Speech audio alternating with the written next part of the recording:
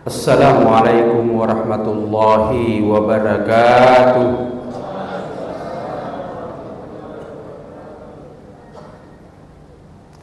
Alhamdulillahirabbil alamin wa bihi nasta'inu ala umurid dunya waddin. Wassalatu wassalamu ala asyrafil mursalin sayyidina Muhammadin wa ala alihi wa sahbihi ajma'in. Amma ba'd. Puji syukur kembali kita panjatkan kepada Allah Subhanahu wa taala yang telah melimpahkan rahmat, taufik, inayah dan kesehatan kepada kita semua, sehingga pada malam hari ini alhamdulillah kita senantiasa diberikan hidayah sekaligus meluangkan waktu untuk hadir di rumah Allah ini dalam rangka melaksanakan salah satu kewajiban kita kepada Allah, dan selanjutnya akan dilanjutkan dengan ibadah sunnah lail dalam bentuk salat sunnah tarawih. Selanjutnya salawat dan taslim tak lupa kita kirimkan kepada junjungan kita Nabi besar Muhammad sallallahu alaihi wasallam, Nabi yang telah menuntun kita sehingga insyaallah kita senantiasa berada di atas rel kebenaran. Saudara-saudaraku jamaah Isya, sebelum saya melanjutkan, saya juga menyampaikan kepada kita semua, rupanya malam hari ini kita disertai oleh jenderal kita, mantan Panglima Kodam 14 Hasanuddin. Tabe puang, tabe kereng, Pak Jenderal.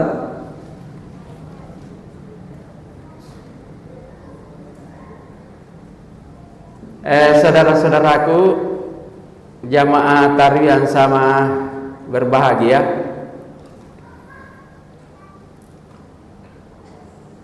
malam hari ini kita sudah memasuki malam yang ke-18. Sebahagian kecil sudah memasuki malam ke-19. Tentu jamaah dari malam ke malam itu tentu kita lihat, bisa kita mengukur. Jadi shaf itu bukan bertambah ke belakang, tapi justru dia tambah hari, tambah malam, tambah maju ke depan.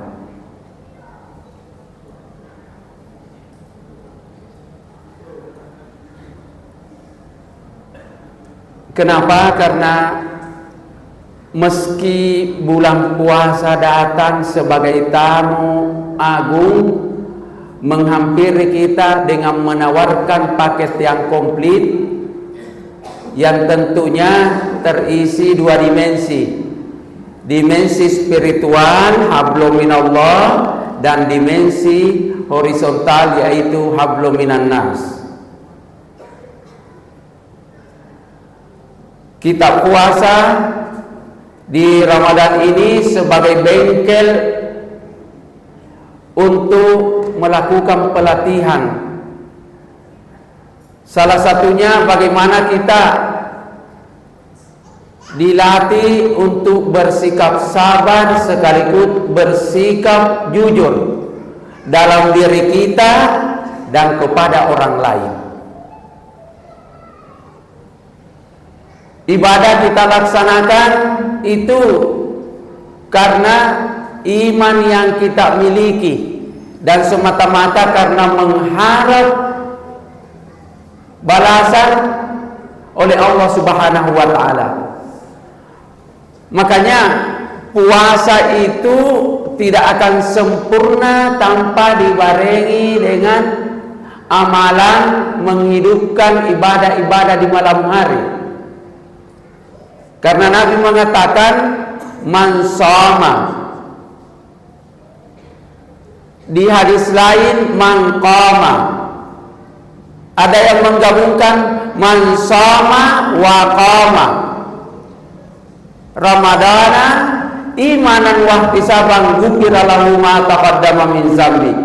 Barang siapa yang berpuasa Ramadan dan menghidupkan malam-malam Ramadan dengan ibadah semata-mata karena iman dan hanya mengharapkan pahala oleh Allah Subhanahu wa taala, maka sungguh akan diampuni dosanya yang lalu-lalu.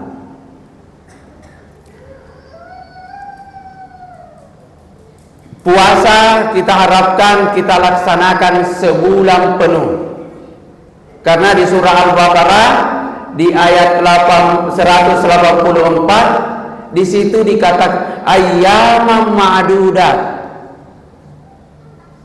beberapa hari selama Ramadan, yaitu 30 hari atau 1 bulan. Kalau tahun ini ada yang 30 hari, ada yang 29 hari. Karena perbedaan di awal bulan. Ada perbedaannya karena perbedaan tingginya bulan pada saat muncul ketika matahari terbenam. Kalau Muhammadiyah 0 derajat pun setelah dihitung hisab, ya, hisab hakiki itu sudah diyakini muncul bulan pada tanggal 10 sore, maka puasa tanggal 14. Karena dia tidak terpengaruh dengan tingginya derajat pada saat munculnya bulan di akhir Sya'ban. Kalau NU itu mensyaratkan tingginya bulan sabit Ramadan harus 3 derajat tingginya. Di sini letak perbedaannya. Jadi sama-sama hitungannya, hanya mempersyaratkan, ada yang tidak mempersyaratkan harus 1 derajat atau 2 derajat, sementara ya Kementerian Agama NU itu mempersyaratkan harus 3 derajat. Tapi kalau itu kita berbeda tidak ada masalah. Ya, karena masing-masing punya dasar. Yang pasti tanggal 10 April insya Allah kita sama-sama lebaran 1 Syawal kalau umur panjang. Karena tingginya bulan setelah dihitung itu sudah melebihi 6 derajat. Saudara-saudaraku, kaitan dengan puasa tadi dengan ibadah malam hari.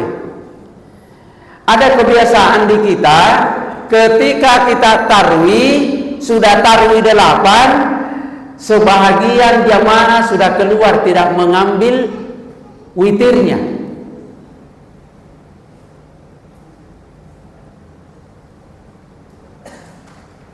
Padahal Nabi mengatakan barang siapa yang salat tarwih dengan imam disempurnakan dengan witirnya, maka ditulis baginya pahala sampai 1 malam itu ibadah. Jadi jangan kita beralasan nanti di rumah saja ambil witirnya. Ya, itu kalau sempat. Pun nampatin aja. Ya, tidak sempat. Apalagi kalau beralasan nanti di rumah baru tahajud. Sedangkan bangun saja untuk sahur itu setengah mati dibangunkan. Ya. Jadi perlulah kita sempurnakan itu tarwih dengan witirnya, karena pahalanya sama dengan pahala kita ibadah 1 malam. Nah, kalau pada akhirnya kita mau ibadah di rumah, salat tahajud umpama, sudah witir kita di masjid, biarkanlah tetap kita bisa tahajud, tapi tidak perlu lagi witir. Karena Nabi mengatakan la witrani fi lailatin, tidak ada witir dalam 1 malam, 2 kali dalam 1 malam. Jadi tadi di awal malam melalui salat tarwih dan witirnya kita sudah ambil, terus di sepertiga malam kita mau tambah dengan tahajud, maka tidak perlu lagi kita ambil witir, karena tidak ada 2 witir dalam satu malam menurut hadis Nabi tersebut.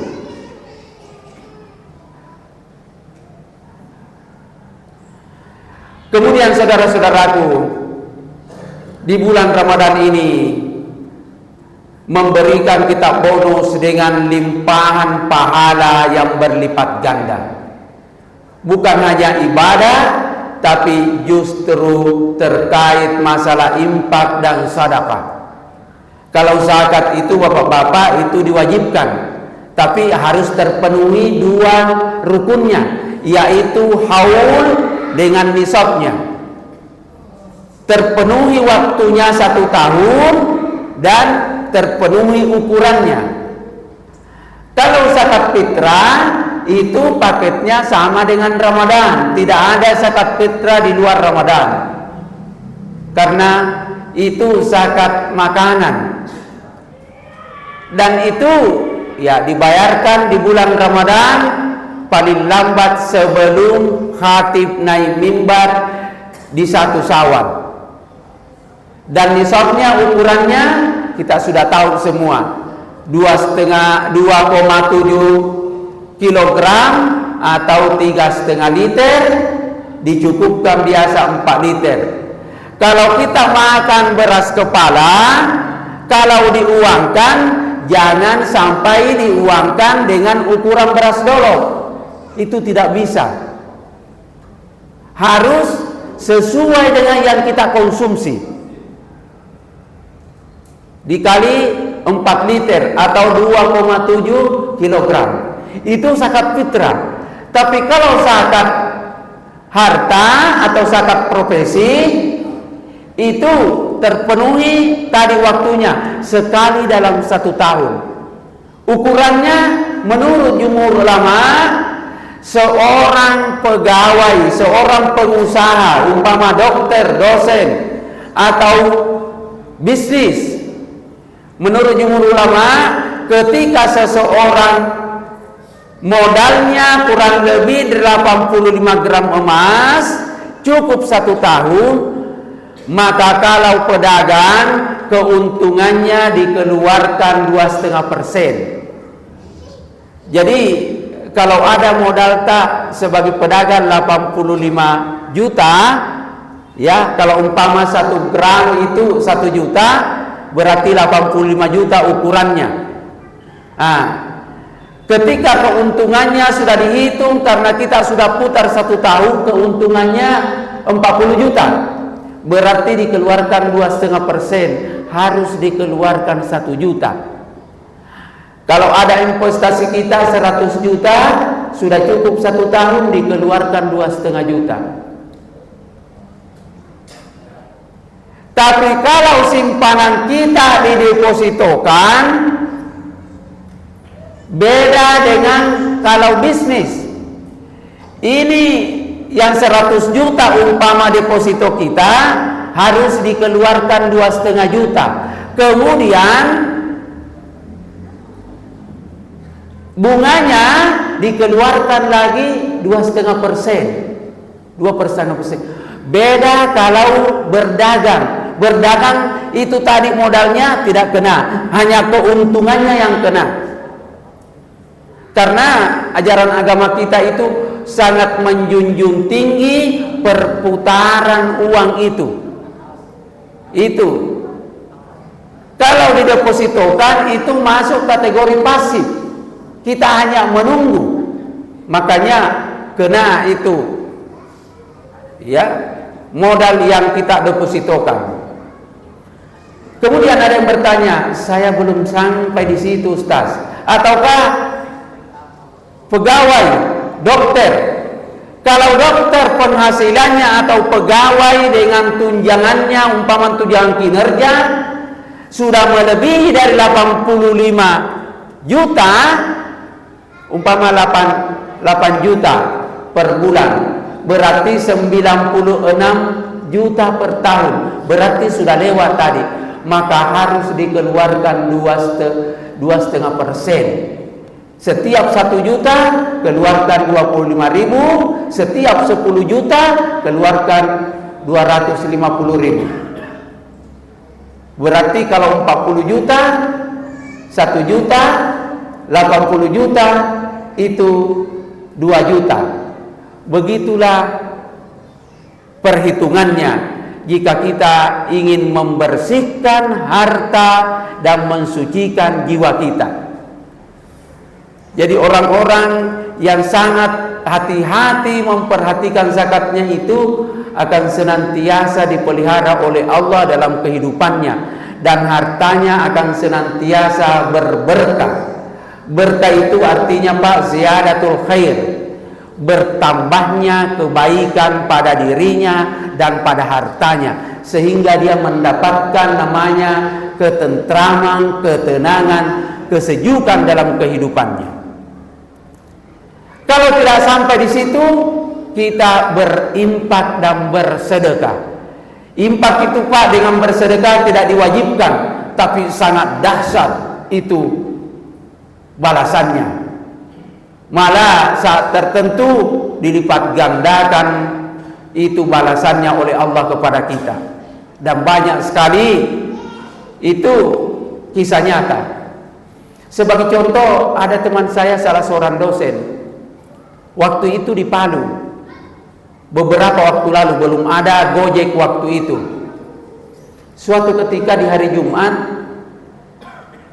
dia datang di dekat kampus. Masjid itu kurang lebih 400 meter dari kampus. Dia datang Jumat di situ. Dia membawa uang 50.000. Uang 50 ini tinggal uangnya itu hari itu untuk beli makanan siangnya, dan sisanya mau digunakan untuk ke bandara karena sorenya mau terbang ke Makassar. Ketika celengan dari jauh dia sudah lihat, dia bertanya, ini konflik batin dalam hatinya, apakah saya menyumbang ini atau tidak? Kalau saya menyumbang, tidak mungkin saya minta kembaliannya, atau saya tukar dulu, tidak ada lagi waktu. Kalau saya sumbangkan semua, bagaimana saya punya untuk makan siang dan untuk ke bandara sebentar? Ketika celengan sudah di depannya, itu ada dorongan. Seakan-akan dia bilang, kamu menyumbang saja. Masuklah uang 50.000 ini ke dalam celengan. Pada saat dia masukkan itu, dia berdoa dalam hati, ya Allah, saya sumbangkan uang ini, modal saya hari ini, tidak ada lagi uang saya. Saya serahkan hidupku, nasibku kepadamu ya Allah. Allah Maha Pemberi rezeki, Allah Maha Pemberi hidup, kepadamu lah saya serahkan segala-galanya. Singkat cerita, sesudah Jumat dia sudah berjalan dalam keadaan lesu ke kampus. Tapi rupanya Allah tidak ingkar janji, karena setiap yang mengarah kepada kebaikan pasti akan senantiasa dibalas.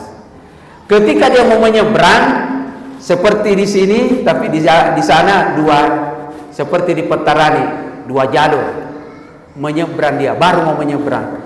Dari kejauhan ada suami istri, suaminya itu temannya. Istrinya menegur suaminya, Pak, pelan-pelan, saya mau ketemu itu bapak, temannya bapak. Jadi berhentilah bapak ini dengan istrinya, pas di depannya ini bapak. Istrinya mengatakan, Pak, sudah lama saya cari bapak. Saya mau titip uang arisannya ibu yang di Makassar. Ada uang di sini hampir 2 juta. Dalam hatinya dia bilang, itulah yang saya tunggu. Terima kasih ya Allah, Engkau Maha Pemberi balasan yang senantiasa berlipat ganda. Ini kisah nyata Bapak, teman saya. Banyak lagi kisah-kisah yang lain. Dan boleh jadi kita masing-masing punya pengalaman tersendiri terkait masalah ini. Kalau kita ringan tangan untuk membantu orang lain dalam bentuk infak dan sedekah, pasti Allah akan memberi kenyataan balasan sebagaimana dalam surah Ar-Rahman, hal jazaul ihsan illal ihsan. Tiadalah balasan kebaikan itu melainkan kebaikan pula. Dan di ayat yang lain, man ja'a bil hasanati falahu asyru amsalihha. Barang siapa yang berbuat satu kebajikan, satu amal saleh, maka sungguh Allah akan membalasnya paling tidak 10 kali lipat. Nah, mudah-mudahan saja di Ramadan yang tinggal 13 hari ini, mari kita senantiasa bersabar menjalankan ibadah puasa sampai terakhir, sekaligus bersabar menghidupkan malam-malam di bulan Ramadan. Semoga kita termasuk orang yang saleh dari segi spiritual karena ibadah, saleh dari segi sosial karena senantiasa kita memperhatikan sesama saudara kita melalui infak dan sedekah, saling tolong menolong. Lebih dan kurangnya mohon dimaafkan. Billahi taufiq wal hidayah. Wassalamualaikum warahmatullahi wabarakatuh.